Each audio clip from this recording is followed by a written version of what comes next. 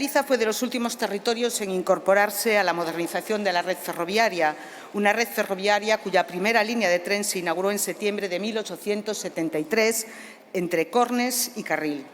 La mejora de nuestra red de ferrocarril ha sido y es un proceso arduo de presión política y social constante, acompañado de un trabajo insistente por parte del BNG que está plasmado en los acuerdos de investidura.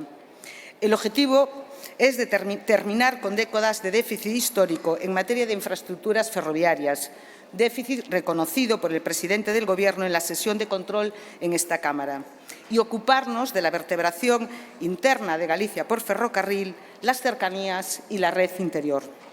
Como sabe, señor ministro, el eixo atlántico que actualmente va de A Coruña a Vigo está incompleto. El BNG siempre defendió que se cumpla el proyecto original, completándose por el norte hasta Ferrol y por el sur hasta la frontera con Portugal. Su prolongación hasta la frontera portuguesa requiere de la agilización de la Saluda Sur de Vigo, que está aún en trámites de estudio informativo.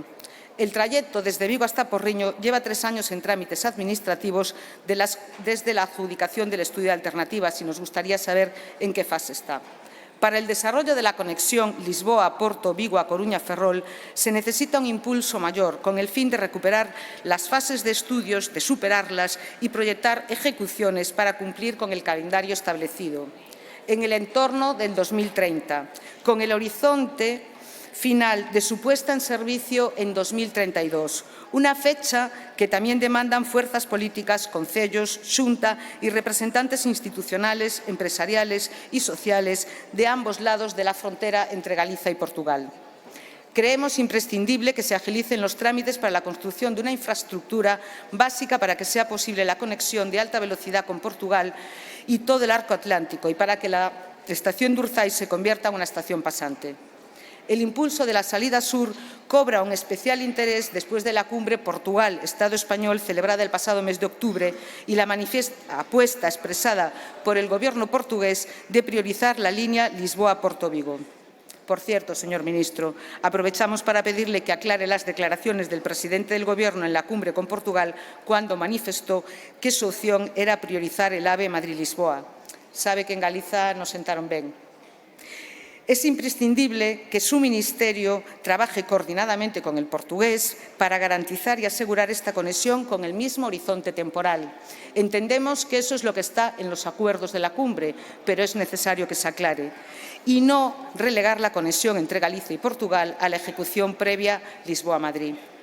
El Gobierno portugués trabaja con el horizonte temporal de la entrada en servicio en 2032, fecha que también avala la Xunta de Galiza. Nos gustaría que nos pudiese explicar el cronograma previsto para la ejecución de la salida sur y la conexión con la frontera portuguesa y si está en la misma escala temporal que el que prioriza el Gobierno portugués.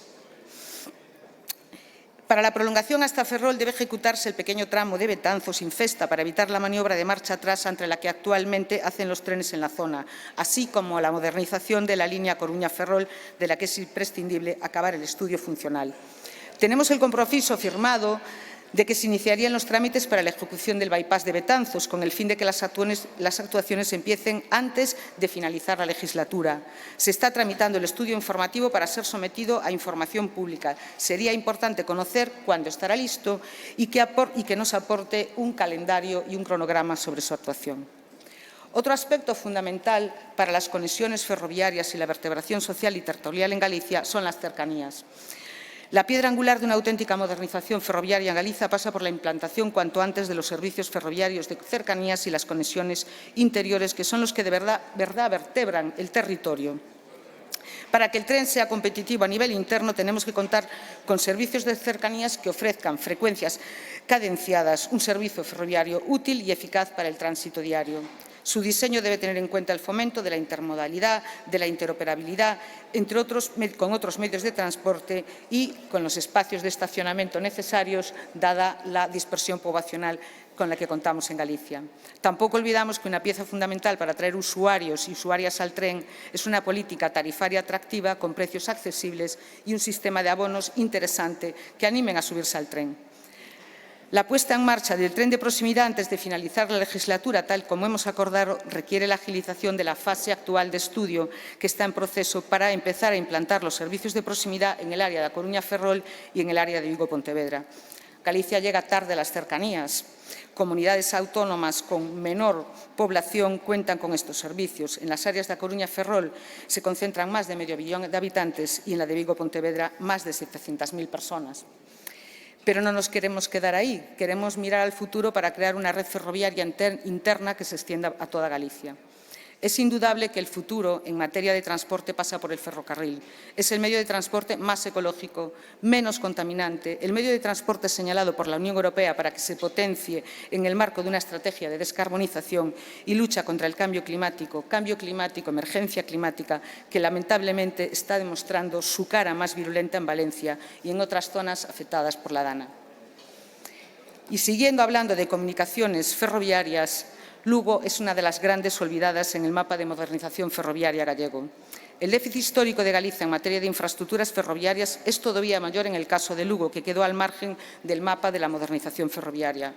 Uno de los pasos importantes para la modernización del tren gallego es la conexión de Lugo con la capital de Galiza. Desde el Ministerio se anunció su activación con la licitación del estudio de viabilidad que confiamos esté listo cuanto antes para acabar con la marginación histórica de Lugo en infraestructuras ferroviarias. En el acuerdo de investidura recogemos que se licitaría en 2024 un estudio de una variante entre Curtis y Ordes que facilite la conexión Lugo-Santiago. Se trata de una construcción de un tramo de 27 kilómetros. El Ministerio ha diseñado los trabajos en dos fases. La primera consiste en el estudio de movilidad en el ámbito de Lugo y en la segunda el diseño de trazado. Sería importante que se comprometiese a acelerar estos estudios y compensar a Lugo de décadas de espera. Añadimos la necesidad, finalmente, de la conexión Lugo-A Coruña. Es necesario que se pongan en marcha los trabajos para electrificación de la línea de Betanzos y Lugo, pendiente de estudio funcional. En definitiva, señor ministro, queda mucho trabajo por hacer para poner fin al déficit en Galicia de materia de ferrocarril, para las conexiones con Portugal, para la red interior, para la apuesta por la cercanía y para las conexiones interiores. Esperamos que nos confirme un impulso importante nestes tres aspectos que tocaba en mi intervención: las conexiones con Portugal, las cercanías, la implantación de cercanías, que es la primera vez que en Galicia se hace un estudio de cercanías.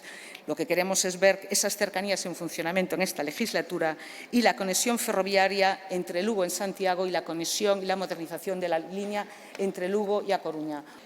Señor ministro, efectivamente, Galicia necesita que el Ministerio de Transportes trabaje de forma coordinada y colaborativa con el Gobierno portugués, con el Ministerio de Transportes portugués, para que ese horizonte de 2032 de la puesta en servicio de toda la comunicación entre Ferrol y Lisboa de alta velocidad sea una realidad que llevamos años esperando. Pero para eso hay que impulsar esos estudios para ver en un horizonte temporal no muy lejano licitaciones de obra, porque hasta que veamos licitaciones de obra no empezaremos a ver que eso es una realidad.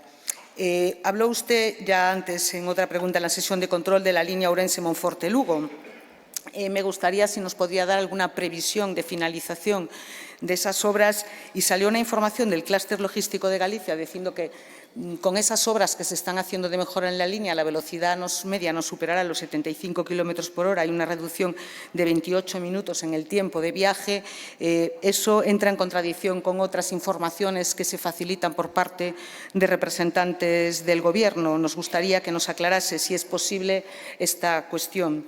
Y también con respecto a la conexión convencional entre Guixar y Porto, la mejora de la necesidad de las frecuencias y del material rodante.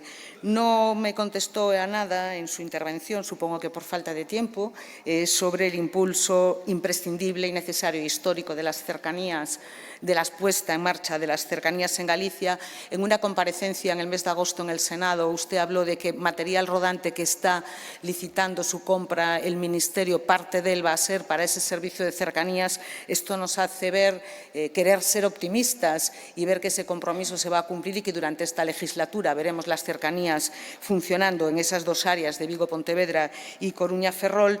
Pero nos gustaría, si puede ser, que fuese un poco más concreto sobre el cronograma y también sobre una obra que es fundamental para mejorar las conexiones entre Coruña y Ferrol, que es el bypass de Betanzos, que nos gustaría saber si ese estudio informativo está acabado, si se va a someter a exposición pública, y las mejoras también de la electrificación de la línea Coruña-Ferrol.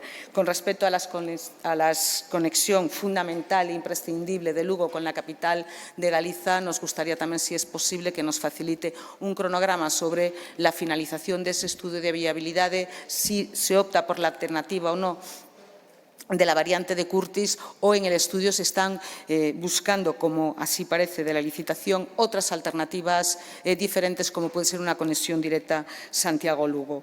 En definitiva, Galicia necesita un impulso importante en materia ferroviaria. Necesitamos que la injusticia histórica de que no tengamos cercanías por fin vea la luz, que las conexiones con Portugal sean una prioridad y se trabaje de forma colaborativa con el Gobierno portugués para verlas hechas realidad en el horizonte desde 2032. En definitiva, necesitamos que mejoren nuestras conexiones ferroviarias interiores y con el exterior para tener el servicio ferroviario que los gallegos y las gallegas merecen.